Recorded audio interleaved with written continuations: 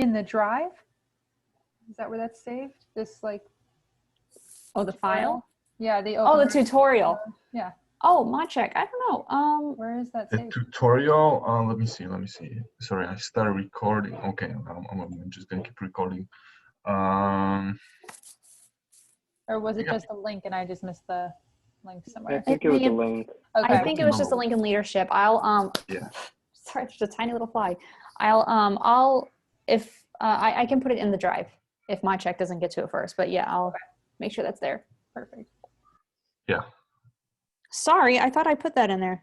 No worries. Okay, Chris, I think I'll help you with starting up a rocket. We need to make sure that you have access to it and that you pretty much know how to use it. Okay, so payload, just to make sure I had 6.6. Okay, and now our stability, okay, that's pretty stable. That's cool. Okay, and now let's maybe focus on motor.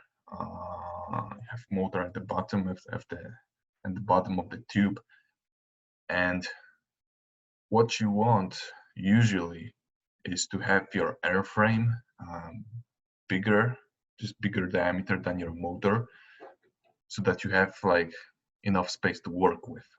So to fill that space, that gap between the motor and the airframe tube, the body tube, you want some centering rings. Typically you have 2. I like to have 3. It just feels more secure. And to show you what it looks like, let's see. Level 3 high power rocket. Documentation. It's always good to see what other people do, and I'm just trying to find. Okay, maybe let's go.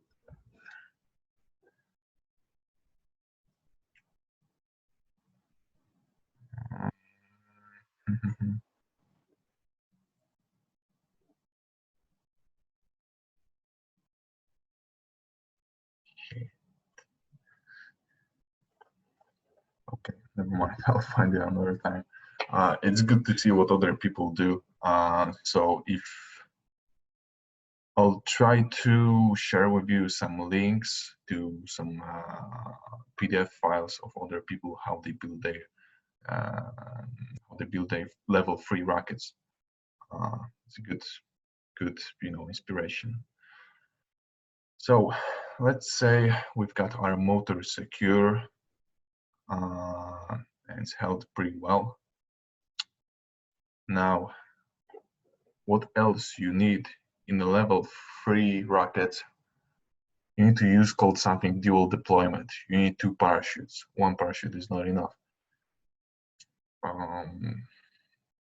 It might be a bit too advanced to explain it in the first tutorial, but basically,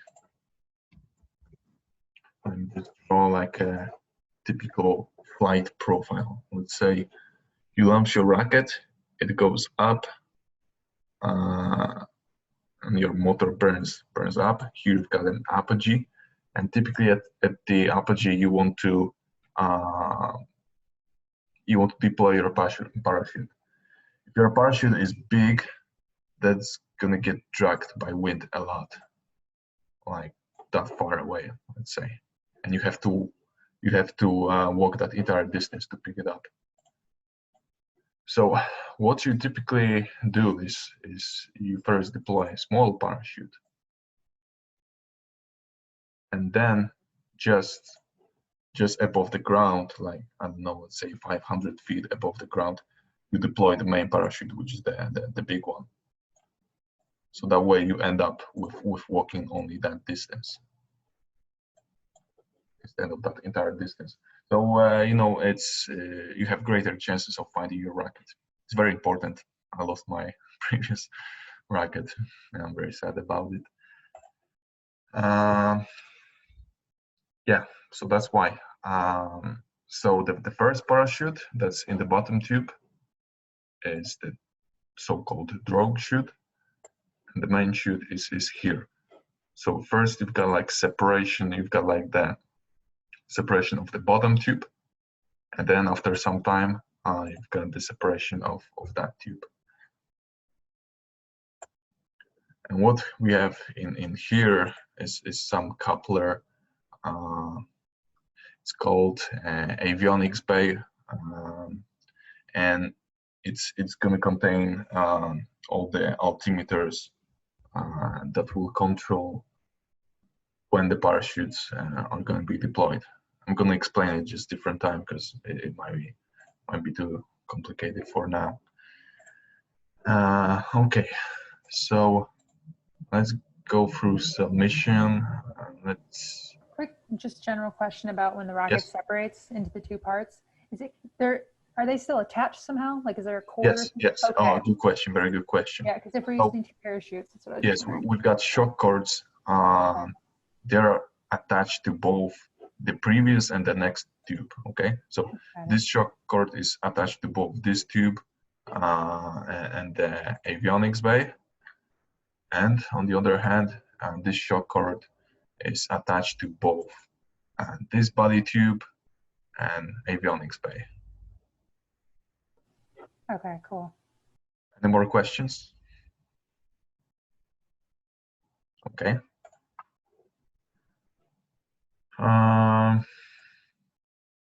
Okay, so let's say you create your own design, and I'll show you where to check up these numbers. Here you've got total length, so you can see 100 inches, 100 inches, airframe diameter. That's very simple. You basically set this up in here. Now, what they mean in here is like a nominal diameter. So a 6-inch cardboard tube or whatever fiberglass tube, it means that the inner diameter is 6 inch. It's the convention. Now the next thing, fin span. Okay, so this is the like distance from the outer edge of one fin to the opposite fin.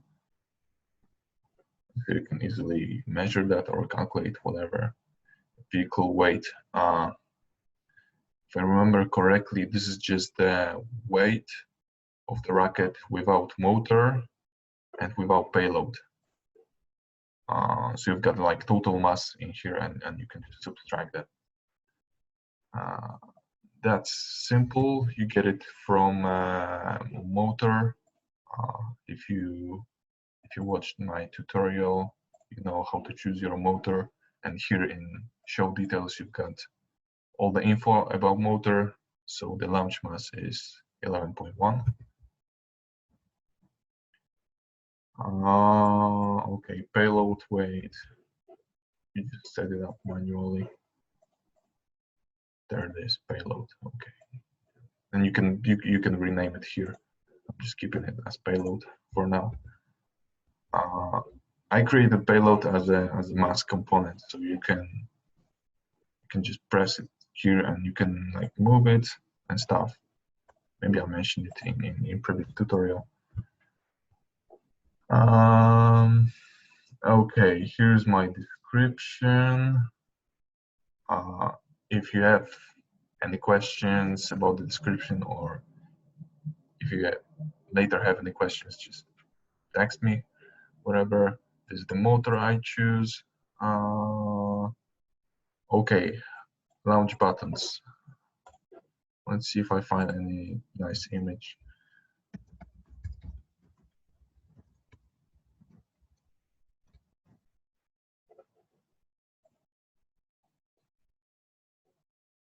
Okay, these are launch buttons, and it's something you attach to a rocket, and when you prepare for launch, you put these in a rail. Oh, here's a good image, or maybe this one. You always launch your rocket from a rail, because for the first fraction of a second, the rocket is unstable. It needs to get up to speed for aerodynamics to actually work. you know, all the aerodynamics work like with speed squared. So by the time you get to some significant speed, your rocket is unstable. That's why you need a guide, you need a rail. Does it seem intuitive, or you guys have questions about that? So those launch buttons, those are attached then to the outside of the rocket? Yes, yes. You need to install them on the to the body tube. Okay. Okay, here we got centering rings that I mentioned before. Let's see, what's that? It's a big file.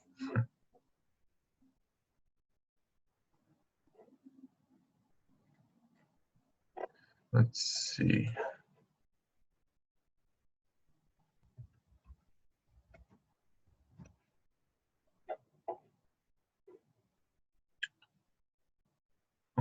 Okay. So yeah, that could be the rocket motor mounting tube, and you can see a centering here. And this entire thing would go, you would just slide it inside the body tube. Yes, body tube. Oh, here's a good example. So yeah, the tube inside is the motor mount, and you install your motor inside it, and then you slide that entire thing into your body tube. Okay. Okay, here we've got some report. I'll probably share it with you guys. And there are a lot of images, and you can see how people build their rockets. It's certainly going to help you. Obviously, you don't need to read through that. Images are most important when you start learning. Okay, cool. I don't know. I feel like everyone in the team needs to read this, and particularly their at some point, specific, definitely. Yeah. Their specific sub team. Yeah, I feel like that's important. So yeah, definitely share that link, please. Sure. Yeah, I'll try to find more of that. But for now, as let's say, if you are beginners, you should see as many images of rockets as possible. That's, in my opinion, the quickest way to learn what it's all about. Okay, so let's go back to that information. Okay, lift off thrust to weight ratio. So I mentioned that you need to focus on two things. One of them is stability margin, that number 2.3, and the second thing is thrust to weight. So I think I mentioned it in previous tutorial. You want this to be at least 5:1. If you've got less thrust, if you've got, let's say your thrust is only 4 times weight, it's not enough. Your rocket is going to be unstable. How to check that? Well, you know how to check weight, and if you want to know how to check thrust, you need to again go to your motor, and well, ideally you should use thrust at the beginning of motor operation. So that would be 750. So 750 divided by, what is it in newtons? Okay, you need to convert that to pounds. So let's see.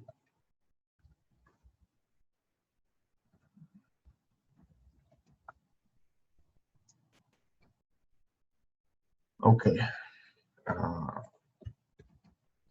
168 and divided by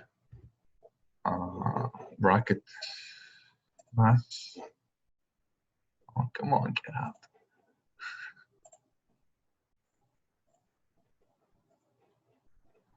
Okay, divided by 31.8. That gives us 5.2. That's good. It's got to be at least 5. So we're good. Any questions with regards to that? Is there too much thrust you can put on there? No, it's okay. Yeah, all right. I mean, theoretically, you know, the more thrust you have, the more stable it is, so you can have it overstable. But Oh, I wouldn't worry about it if you've got it like, because thrust to weight is essentially gonna affect your acceleration. It's like the same. So thrust to weight basically tells you how many G's of acceleration you have, -1 to account for gravity. So yeah, the more thrust you have, the more G acceleration you have.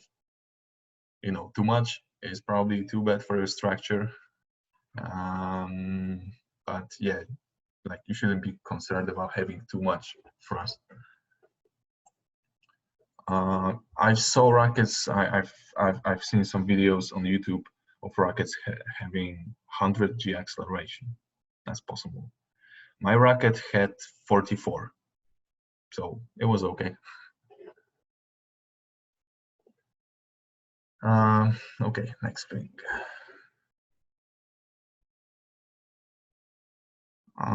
Okay, that's what I mentioned previously. When you launch your rocket off the rail, you need to have sufficient velocity for aerodynamics to work. And I think they mentioned that anything below 60 feet per second is not good. So we like barely do that. is there a way to improve that? Yeah, more powerful motor. But remember that we are limited. We are limited to L motor. Gotcha. So another thing would be to reduce mass, so we could reduce payload. All right. So that's Kristen's job. I'll let her worry about it. Yeah. So yeah, we'll need to figure that out. Okay. Static margin. Yeah, that's stability. That's exactly that number, 2.34. Maximum G acceleration. Did I get this right? Yeah, 6 point. Okay, that's good. Maximum velocity, that's obvious. And predicted apogee, yeah, you all get that from simulation. Here's your apogee, and here's your maximum velocity. Seems like that's it. Okay, and recovery is pretty complicated. I think I'll just explain it another time. So that will be it. Do you guys have any questions? Yeah, can you go over the what exactly you see happening with each test launch? Okay. Test launch. Okay. Planned tests. Okay, I don't know what to explain here. Well, we need to build. We need to start working with our avionics as soon as possible, because that might be this like one of the most difficult things to build, and that's the first thing. And secondly, that's the most frequent reason to failure of rocket. I heard somewhere that like 90% of rocket that failed due to recovery malfunction. So yeah, whatever we come up with, we need to do it quickly. And I would suggest that by March 15th, we've got everything ready, and that we are sure that it works in terms of avionics. Now, recovery test, the difference between recovery and avionics test is that this, which is, let's say, test in lab, we just see that computer on our computer, everything looks fine. Now, recovery test is actually, we assemble the entire thing, put the parachute in, put the black powder, and make the entire thing ignite the black powder, and it should deploy parachute. We just do a real test somewhere in the field, not necessarily on campus. Is this where we lay it on its side and test the parachutes? Say again? Is this the test where we like lay it on its side to test the parachute, or do we actually launch? No. It's we don't launch. We only check the parachute. We only okay. I was gonna say, we would have to build a whole new one. We did that. Okay, sorry, just on that video, I just noticed how some of them did their test where they put the rocket on the side. Maybe that was a propulsion test, so. Yeah, this is like a static test. We are not flying anywhere, but yeah. And in case I didn't explain that before, the way to deploy your parachute is to use black powder. So you have an altimeter, you set an altimeter to send a signal at specific altitude, let's say. And that signal should travel to an electric match, an igniter that should ignite black powder. And then black powder should like explode. It should be tiny amounts, but it should explode, and those hot gases should push the parachute out. That's the most common way for recovery. And I'll explain it to you guys later in more detail. Quick question. Yes. Recovery. So is that mostly mechanical sub-team with some avionics, of course? Avionics. It should be, recovery should be part of avionics because they program the entire logic for how avionics work. Okay, thank you. So that thing with altimeters and so on, that should be up to avionics guys. Avionics, okay, thank you. Yeah. But yeah, it's a good question. Okay, and by the way, recovery test is a requirement for any level 3 certification flight. You need to prove that your recovery works before you are actually allowed to fly your rocket. And then what we should do is make a flight test, but with smaller motor. Why smaller? Because generally with smaller motor, you have smaller loads on a smaller structural loads. Now there's one thing we need to be careful with smaller motors, your rocket is less stable. So I'm not quite sure if we're gonna fly it with smaller motor, because we've got pretty good stability margin, but we've got low thrust to weight. So I'm not sure if that's a good idea to go with small motor. Okay, I think that would be it. More questions? Just questions about payload. So are we for sure using a 6-inch, I guess, tube? Is that? So, yeah. So the fiberglass tube is going to be 6 inches. And we want to put the payload in the nose cone? Okay, we need to decide on the diameter of body tube and nose cone as soon as possible. I think that decision should be up to Chris. Let's see what's available. Hold on.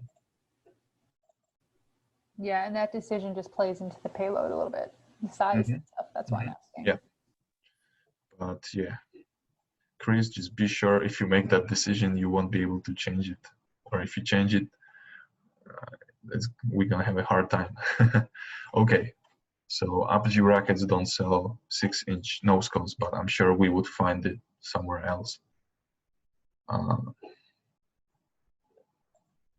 I mean, is the diameter, I'm assuming the smaller the diameter, the less weight. So is this something where we can work with a smaller diameter in order to get our weight down? We could, but actually the main factor driving the design is motor. Okay. Since we are limited up to L motors, I think we should go with as powerful motor as we can. So I basically picked the most powerful motor, and it's almost 4 inches in diameter. And trust me, guys, you want to have some space to work around that motor. You don't want the body tube to fit exactly. we want to have, if we have motor of 4 inches, it would be reasonable to have a body tube of 6 inches. Okay, that makes sense. Because there are some teams doing something called minimum diameter rockets. So that's essentially when your body tube is as wide as your motor. I never tried it myself. I know you need to be pre-experienced, but the greatest risk of that is that you will break your fins. Because, let's see if I can get a back view. Yes. Okay. You cannot actually see that here, but the fins should be going through the body tube. That way you've got like attachment to both the inner tube and the body tube, and the fins are very secure. That's the safest way to build rockets. Did you say we have 3 fins? I think I decided to go with 4 fins. Okay. We can still change that. And it's a, it's a great mystery whether 3 fins or 4 fins are better. Everyone argues about that. I heard that 4 fins are like more sensitive to like misaccuracies. Like if you get misalignments, if you get something wrong, then the rocket is more prone to be unstable. I'm not sure how true that is. But yeah. Actually, 3 fins is less work. That's why I prefer 3 fins. But it was just easier for me. I know I did 4 fins. I did 4 fins because they asked me for fin span, and it's just easier to measure, calculate with 4 fins. No But problem. we could as well go with 3 fins. That's fine. More questions? No questions just before I forget. Sorry, did you answer this? The payload is in the nose cone? Yeah. Okay, all right. Certainly. I mean, all right. It looked like there was spaces, but this is payload. Can you see it? Okay, payload, gotcha. Payload, parachute, and those are the shot cords? Yeah. Okay, cool. Exactly. And that's avionics. That's Yeah. second parachute, shot cord. All right, fantastic. Yeah, Nope. it's Oh, go up ahead. to the team to make decision where the payload should be, but I can guarantee you the best location is nose cone. Okay, cool. And then we don't want our payload to be able to be like launched or anything, right? Like, because I was okay. Yeah, Andy. I'll look in the rules and regulations again, but I don't do think either or. That's the thing. You can do either or. So that's why I figured I'd ask. Even the payload can even be just a static weight, technically. So, but you get bonus points if it does stuff, and then you also get a payload could be just weight. It could be just ballast. Yeah. Let's definitely try and make it actually do something. Right. That would be That's why I was But wondering if we wanted it to launch, like not too hard. Let's do that launch. Let's do that one next year. Okay, because if we did that, we'd have to have a recovery feature on it as well. Yeah. Yeah, it depends. It depends on how many people we've got involved in club, because we could have a separate sub team focused only on making the payload functional. Yeah, totally. And then we could have separate guys focusing on recovery. Yeah. Yeah. Next year. Even this year, we could easily buy. Oh man, I'm blanking on what it's called. Give me one sec. There's a. Yeah, go ahead and talk. Okay. Well, Chris is looking for that. Chris, you there, buddy? I called you buddy again. I'm sorry. You there, friend? Yeah. Chris, I may have a laptop you can use that could possibly run Open Rocket. So let me check into that. Are you on campus by any chance, or do you live in the No. area? I live in the west suburbs. Okay. Are you able to get to campus at all? I should, but I'm going to check if I can remove some programs, if that will allow me. Okay. Don't remove anything you need for school, because if you need to, we have a laptop from my husband's work that has been sitting in the closet for the past several months.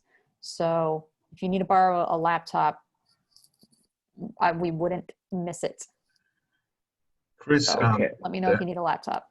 The First question I should ask you, do you have Java installed? Yeah, I do. Okay, okay. We could actually look through it now if you don't mind sharing your screen. I can stop recording and let me see. Okay, pause. Okay, resume recording. Bracket. Okay, download that thing. And it's a very small file, barely 20 megabytes.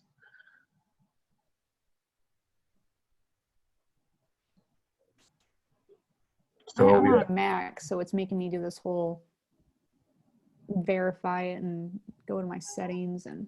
Yeah, I'm trying to do that right now, and it's giving me the same. Okay, so I'm afraid I won't be able to help you with that, guys, because I'm not. No, it's okay. It's just a stupid setting, and just gotta. Well, and I'm getting a bug report. Open Rocket Encounter and uncaught exception. Yeah. Please take a moment to report this bug. Let's see. Yeah, if you got Windows, all you need is to just double click.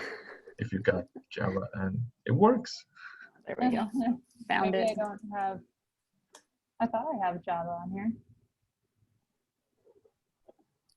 I can go download the newest Java. They definitely have a version of Java. You just